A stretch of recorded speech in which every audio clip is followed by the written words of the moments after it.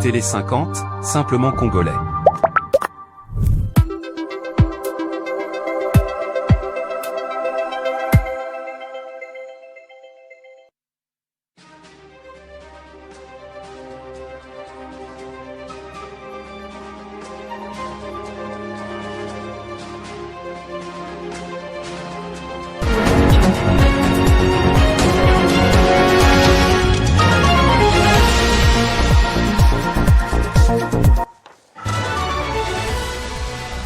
Le comité international de la Croix-Rouge a facilité du 6 au 7 août le transport des 15 personnes libérées par les autorités congolaises et leur remise à l'Alliance du fleuve Congo, mouvement du 23 mars. Cette opération s'inscrit dans le cadre du mécanisme de Doha signé par les parties en septembre 2025.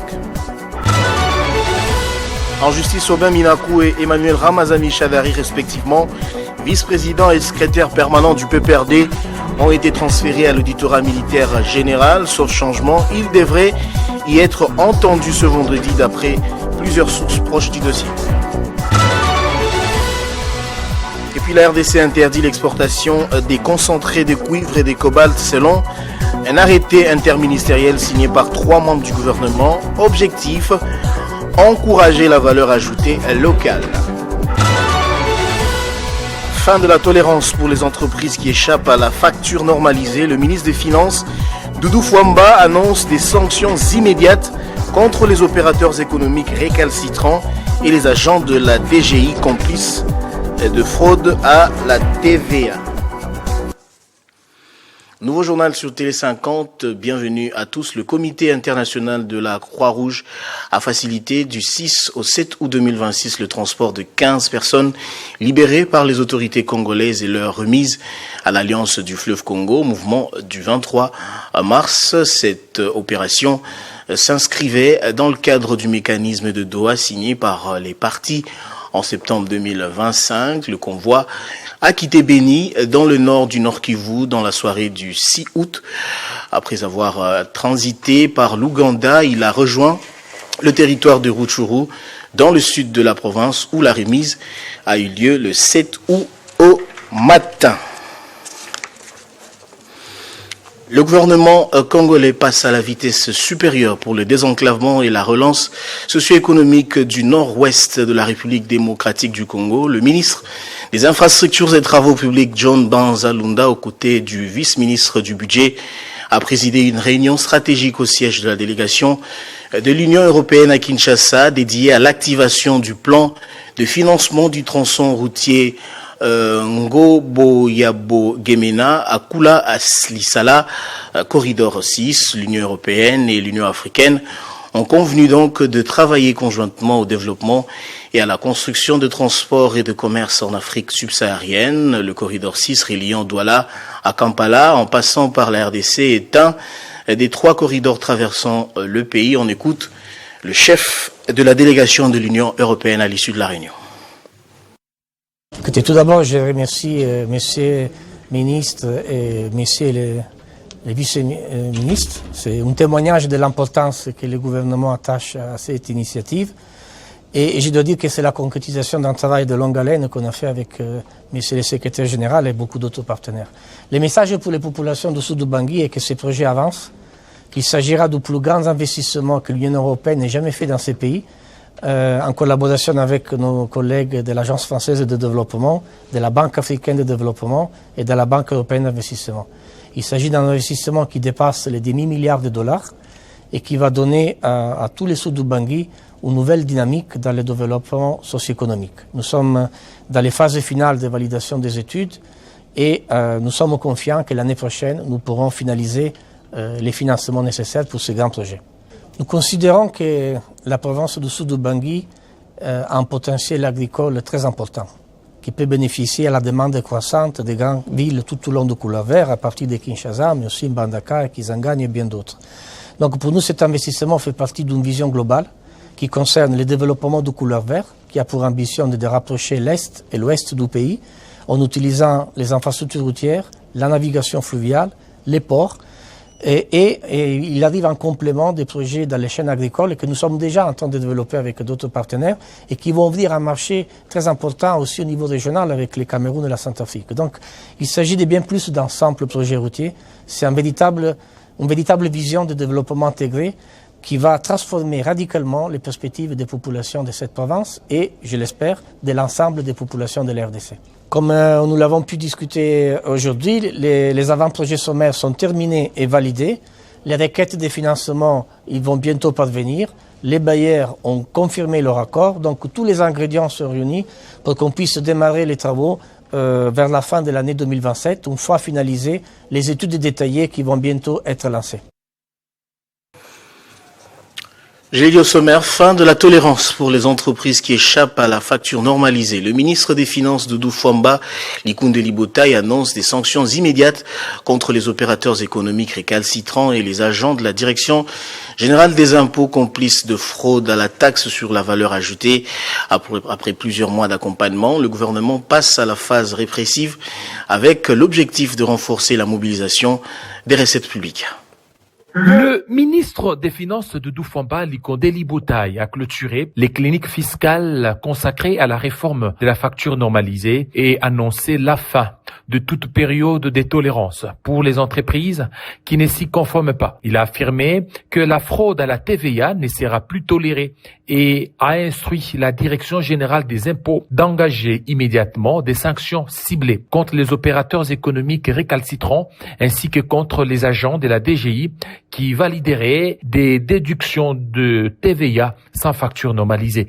Tout un chacun est alerté, sensibilisé, parce que après toute cette longue période, il n'est plus possible d'évoquer un quelconque moratoire. Le gouvernement rappelle avoir accompagné cette réforme par plusieurs mesures, notamment un moratoire, des concertations avec la Fédération des entreprises du Congo, un délai supplémentaire de mise en conformité et la mise à disposition gratuite de plus de 4000 dispositifs électroniques de facturation en faveur des PME. Selon le ministre, la digitalisation du système permet désormais de détecter les écarts entre la TVA collectée et celle déclarée. Les contrevenants s'expose désormais à des relances, mises en demeure et saisies. Les premiers résultats sont jugés encourageants avec une hausse des recettes de TVA passée d'une moyenne de 280 à 290 milliards à 340 milliards de francs congolais sur les 3 derniers mois. Le gouvernement ambitionne toutefois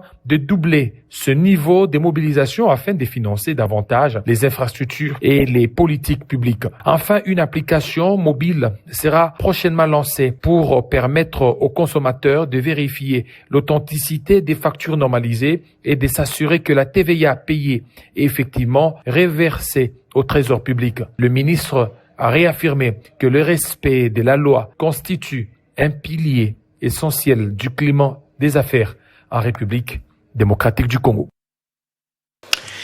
Et puis, l'inspection générale des finances a définitivement réceptionné son bâtiment dénommé Etienne Tshisekedi en présence des différentes parties concernées par la construction de cet ouvrage. Une brève cérémonie présidée par l'inspecteur général, chef des services, Christophe Bitassimwa, a été organisée sur place à l'IGF, marquant ainsi la clôture du marché. Ça y est, le bâtiment Etienne Tshisekedi, quartier général de l'inspection générale de finances, a été réceptionné définitivement ce jeudi 30 juillet 2026 par l'inspecteur général de finances, chef de service. Toutes les parties concernées par l'érection de cet édifice se sont donné rendez-vous dans la salle de réunion du comité des directions pour l'importante mais brève cérémonie de clôture du marché. Du côté IGF, le chef de service Christophe Bitassimwa et son adjoint Emmanuel Tibingu, les coordonnateurs des brigades et son adjoint, mais également le chef des quelques brigades, ainsi que les inspecteurs, cadres et agents de l'administration. En face de l'IGF, l'entrepreneur qui a exécuté les marchés, les directeurs généraux de l'entreprise Hongfeng et son adjoint, les directeurs techniques du bureau technique de contrôle ainsi que son équipe. La présence de toutes les parties à cette cérémonie présage à la fois un désengagement de l'entreprise constructrice et aussi celui de la structure étatique de contrôle technique de l'ouvrage. Et en revanche, désormais, la prise en charge de l'existence et de l'utilisation définitive de ce bâtiment. Selon le directeur général adjoint de Hongfeng, ce bâtiment répond exactement aux besoins qui ont été définis par le maître d'ouvrage. La qualité remarquable et la valeur de l'édifice ont été reconnues par les BTC à travers le procès-verbal qui a été lu et signé par toutes les parties. Pour sa part, le chef de service de l'inspection générale de finances a salué la volonté du chef de l'État, Félix-Antoine Tshisekedi Tshilombo, grâce à laquelle l'amélioration des conditions de travail de l'inspection générale de finances est aujourd'hui une fierté nationale. Cet investissement constitue une infrastructure stratégique pour notre institution. Il contribue à améliorer durablement les conditions de travail des inspecteurs de finances et l'ensemble du personnel administratif de l'IGF, à renforcer nos capacités institutionnelles et à soutenir efficacement l'exercice de nos missions de contrôle, de surveillance et de la promotion de la bonne gouvernance des finances publiques. La cérémonie s'est clôturée par une visite du bâtiment. En bref, la RDC interdit l'exportation des concentrés de cuivre de cobalt selon un arrêté interministériel signé par 3 membres du gouvernement. L'objectif est clair, transformer davantage des minéraux sur le territoire congolais afin de conserver une plus grande partie de leur valeur ajoutée dans le pays. La RDC est le premier producteur mondial de cobalt et le deuxième fournisseur mondial de cuivre. Cette décision pourrait donc avoir des répercussions importantes sur le marché international. L'interdiction entre en vigueur immédiatement. Des dérogations d'1 an pourront toutefois être accordées par le ministre des Mines dans certaines situations jugées stratégiques. C'est un carré minier qui fait l'objet de surveillance de la gouverneure de province et du gouvernement central après que les éboulements y ont été signalés causant mort d'homme au Lualaba. L'exploitation minière a repris sur le site de Toulizembe après plus de 8 mois d'interruption en cause l'envahissement des fosses d'exploitation par les eaux. C'est une relance des activités extractives qui satisfait tout le monde. Et pour réussir le pari, les responsables ont mis l'accent sur l'ordre, la responsabilité et la stabilité sociale. Lors d'un café matinal organisé ce mercredi sur les carrés miniers, les membres du comité des creuseurs ont insisté sur le respect des valeurs qui doivent désormais caractériser les sites. Nous avons eu des problèmes des inondations d'eau dans la carrière. On a eu trop de problèmes, trop de difficultés. Et nous avons fourni des efforts, le comité des creuseurs de Toulizembe, ensemble avec la coopérative qui nous chapeaute, la Comibacat, nous avons fait tout nos mieux pour que les artisanaux aujourd'hui se retrouvent dans un endroit travailler sans eau. Nous avons fourni beaucoup d'efforts. C'est pourquoi nous avons réuni tous les creuseurs ici pour leur dire, ensemble avec eux, avec notre coopérative Comibacat, nous avons fait tout ce qu'il faut faire pourvu que les artisanaux se retrouvent aussi. Cette sensibilisation intervient alors que Toulizembe tourne une page particulièrement difficile. Durant 8 mois, le travaux d'exploitation avait été suspendu en raison de l'importante accumulation de eau dans les fosses minières, rendant l'accès aux chantiers impossible et exposant les exploitants à des sérieux risques.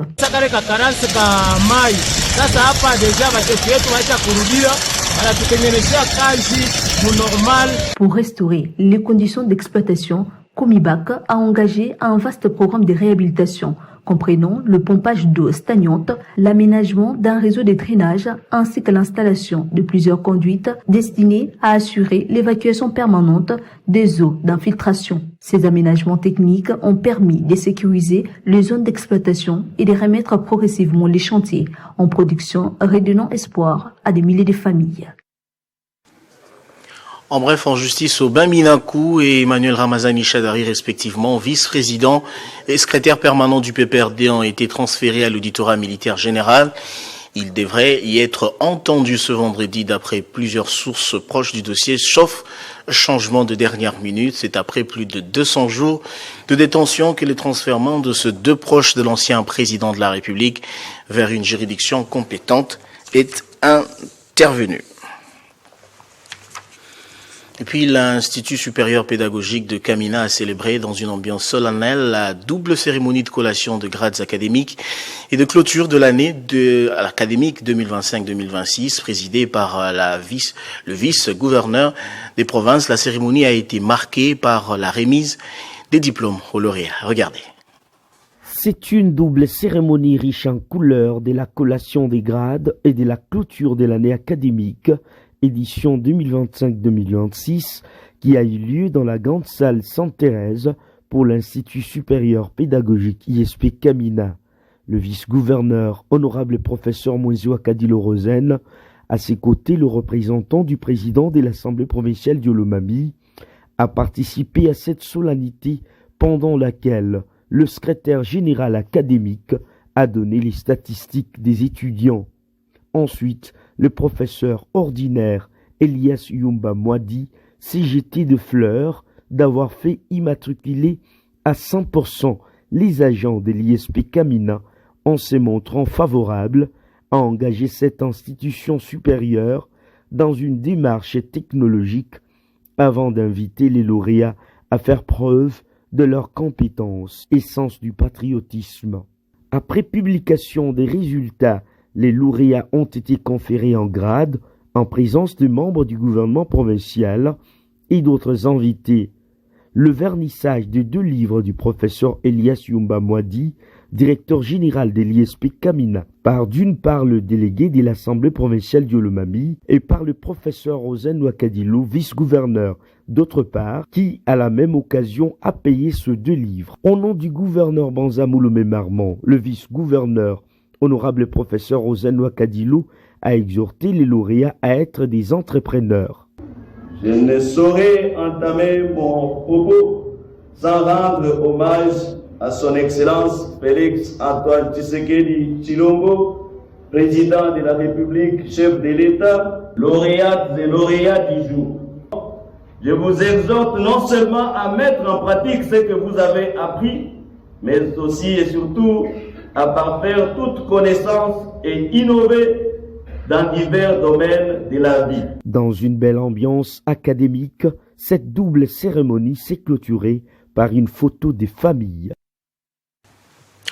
En dehors de nos frontières, la nouvelle chambre haute béninoise a choisi son premier président. Patrice Talon, ancien chef d'État, dirigera le Sénat créé par la réforme constitutionnelle de 2025, une institution dont les pouvoirs et le rôle suscitent déjà des débats après 2 mandats à la tête du Bénin. Patrice Talon reste au cœur du paysage politique national. 10 semaines après avoir quitté les palais de la Marina, Patrice Talon revient au premier plan de la scène institutionnelle béninoise. L'ancien président de la République a été élu jeudi 6 août président du Sénat béninois à l'issue d'un scrutin organisé à huis clos au palais des gouverneurs de Porto Novo. Les autres membres du bureau de cette nouvelle chambre haute sont également d'anciens responsables sous sa présidence. Cette élection intervient dans un contexte marqué par la création récente du Sénat, une institution issue de la révision constitutionnelle adoptée en novembre 2025. Jusqu'alors, le pouvoir législatif béninois reposait uniquement sur l'Assemblée nationale. La réforme a également porté la durée de mandat présidentiel et parlementaire de 5 à 7 ans, tout en maintenant la limitation de 2 mandats pour les chefs de l'État. Composé de 25 membres, le Sénat béninois n'est pas élu au suffrage universel direct. 11 sièges de droit, parmi lesquels les anciens présidents de la République élus, ainsi que les anciens présidents de l'Assemblée nationale et de la Cour constitutionnelle ayant exercé au moins la moitié de leur mandat. Les autres sénateurs ont été désignés par les présidents de la République et par les présidents de l'Assemblée nationale. La nouvelle chambre a pour principale mission de réguler la vie politique, de contribuer à la stabilité des institutions et de veiller au respect des principes démocratiques. Elle dispose notamment d'un pouvoir d'avis de non-objection sur certaines lois, notamment celles liées à la Constitution, aux élections et aux partis politiques. Elle peut également demander une seconde lecture des textes adoptés de l'Assemblée nationale, à l'exception des lois des finances. La création du Sénat divise toutefois la classe politique béninoise. Ses promoteurs estiment que cette institution peut servir de cadre de dialogue et prévenir les crises politiques, tandis que ses détracteurs y voient un mécanisme susceptible de maintenir l'influence des élites sortantes sur le jeu démocratique. Patrice Talon, qui n'avait pas fait de déclarations publiques depuis son départ à la présidence, a pour sa part exprimé son émotion de pouvoir honorer de nouveau son pays. De pouvoir honorer à nouveau son pays. Et puis en sport, pour terminer, la deuxième édition de Judo Vacances à Kinshasa, initiée sous le patronage de maître Nico Lianza, numéro 1 du judo congolais, va rassembler plus de 2700 judokas de 150 clubs au gymnase du stade Père Raphaël. Ce tournoi de Judo Vacances va se tenir du 9 au 22 août. Hier, la coordination de cette organisation était en conférence de presse pour expliquer le déroulement de cette activité. On les écoute dans cet extrait. Biso tutu ebiki vacances ils ont une étape bien précis. Donc objectif ya judo vacances na biso to ebi biso nyonso pendant les vacances chaque enfant a la façon na chaque vacancier a la façon na ye oyo a passer les vacances na ye.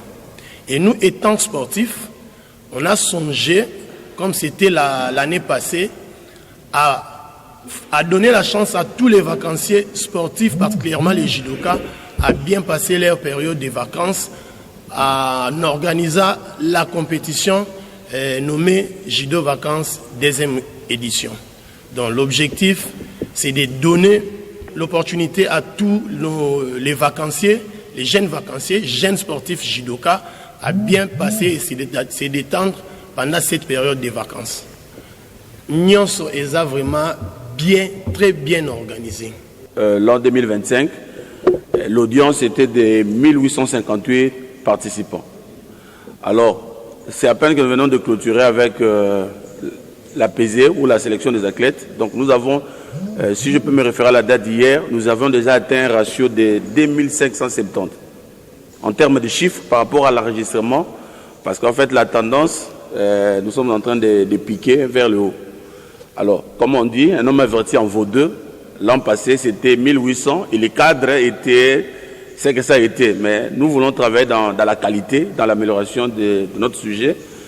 C'est pourquoi nous sommes dans ces cadres ici. En fait, ces cadres va occuper, va vraiment être mis à l'appui pour répondre en fait, à cette délicatesse qui est des raisons sécuritaires, des raisons des capacités d'accueil et puis toutes ces capacités qui doivent accompagner la bienséance de notre tournoi.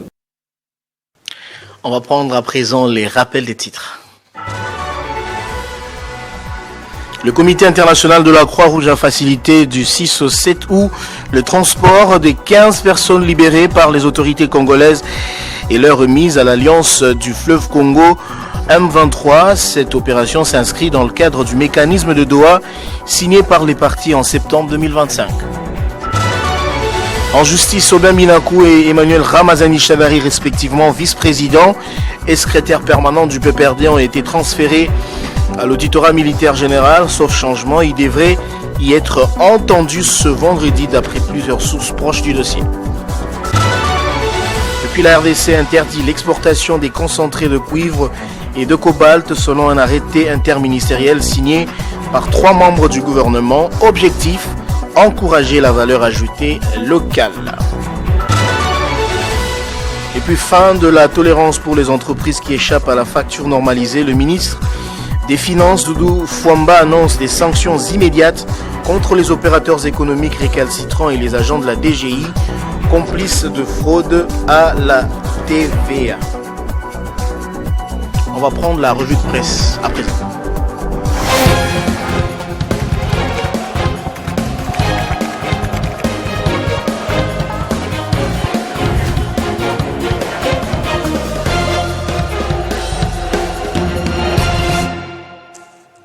Place à présent à la revue de presse, c'est avec Nathan Diamoueté que je reçois sur ce plateau et à qui j'ai dit bonjour et bienvenue. Bonjour Christian, merci. Bonjour également à tous ceux qui nous suivent de partout. 3 sujets d'actualité. D'abord, fin de suspense.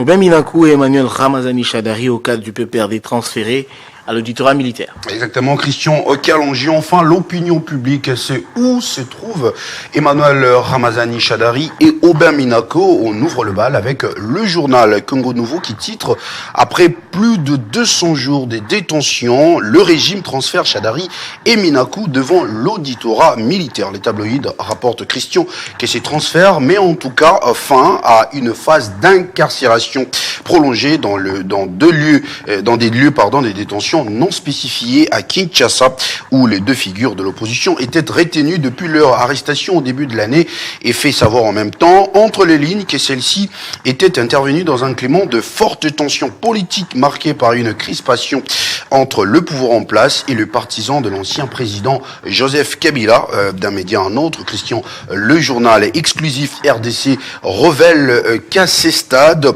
les autorités judiciaires n'ont pas encore communiqué sur le motif précis de ces transferts, ni sur les actes de procédure qui seront engagés. Cependant, plusieurs sources judiciaires consultées par ce journal estiment que cette décision pourrait donc accélérer l'instruction du dossier et conduire à de nouvelles auditions, voire même à d'autres développements judiciaires. Selon le média en ligne FMTV, l'ouverture de la phase d'instruction pourrait permettre de clarifier progressivement les accusations, les éléments à charge comme ceux présentés par la défense, et prévient également qu'au-delà du sort réservé à Emmanuel Ramazani Shadari et Aubin Minaku, c'est la capacité de la justice congolaise à conduire une procédure transparente, contradictoire et respectueuse des droits de la défense qui sera observée. La presse en ligne étoilenews.net rappelle de son côté, durant leur détention, leurs familles, leurs avocats ainsi que plusieurs organisations de défense des droits humains avaient dénoncé la longueur de leur privation de liberté et réclamé leur présentation devant la justice dans le respect de garanties prévues par la Constitution et les instruments internationaux relatifs aux droits de la défense. Et puis une autre affaire qui défraie la chronique, justice, les ministères publics requièrent plus d'1 an de prison contre la chanteuse Rebou Chulo. Exactement, Christian Kalonji, c'est un coup dur pour la chanteuse congolaise. Les médias ont également abordé ces sujets avec justement divers angles. C'est le cas du journal exclusif RDC qui titre juste au rez-de-chaussée de sa une, Rebou Chulo risque plus d'1 année de prison dans ses pages intérieures. Le média fait savoir que le parquet militaire a requis hier jeudi une peine de 14 mois de servitude pénale principale contre la chanteuse congolaise, de son vrai nom, Deborah Chimpaka Mulanga, au cours de son réquisitoire devant les tribunaux militaires des garnisons de Kinshasa Ngalima. Outre cette peine d'emprisonnement, Christian Kalonji renchérit ce journal. Le ministère public a demandé que la prévenue soit condamnée au paiement de frais d'instance tels qu'ils seront fixés par les greffiers. Il a également sollicité qu'en cas de non-paiement dans les délais légaux de 8 jours, une contrainte par corps de 6 mois soit appliquée. Le journal Géopolis, quant à lui, précise, Christian, que la tension était donc montée d'un cran lors des débats avec l'offensive menée par la partie civile, estimant que son client a subi de lourds préjudices suite aux violences présumées. La défense exige donc désormais une réparation financière s'élevant à $250,000 américains à charge de l'artiste. Info 27, quant à lui, souligne que le dossier est désormais entré dans sa phase décisive avec justement les réquisitions du ministère public et les plaidoiries de la partie civile. La défense poursuit à son tour la présentation de ses moyens avant que les tribunaux ne poursuivent la procédure conformément aux règles applicables. Une grosse somme quand même qui pourrait mettre la chanteuse en difficulté.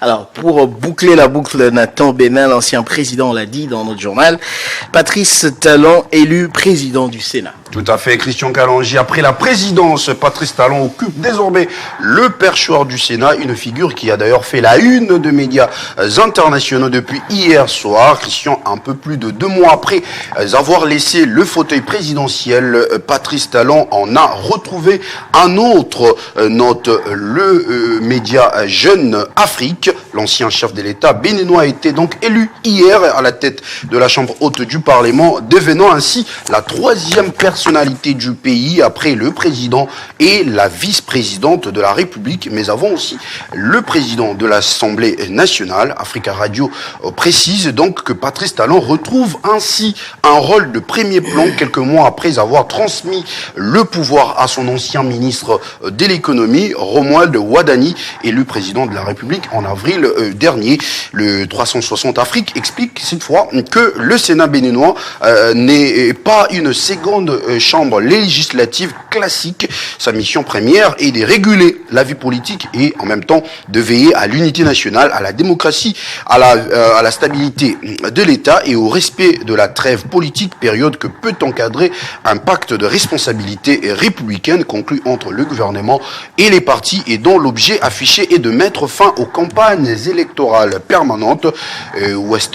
Westaf.com rapporte pour sa part que le premier mot, rapporte justement le premier mot de Patrice Talon, qui a d'ailleurs salué l'honneur et la confiance de ses collègues. Il a en même temps insisté sur la convivialité et l'esprit de consensus qui ont prévalu lors de l'adoption du règlement intérieur et de la désignation du bureau, y voyant un gage certain pour l'accomplissement de la mission du Sénat avec responsabilité, dignité et efficacité dans l'intérêt supérieur du Bénin. Et pour clore ce tour d'horizon, Christian Kalonji, le média Al Afrique révèle que l'élection de Patrice Talon intervient dans un contexte politique marqué par la décision de son prédécesseur, Thomas Boni Yayi, de siéger finalement au sein de la nouvelle institution et estime qu'avec l'installation de son bureau, le Sénat béninois achève sa mise en place institutionnelle et entame en même temps son premier mandat de 5 ans. Merci Nathan de votre présentation. C'est moi qui vous remercie, Christian. Et nous remercions les téléspectateurs qui nous suivent depuis Mweneditu au centre du pays grâce à Télé 50.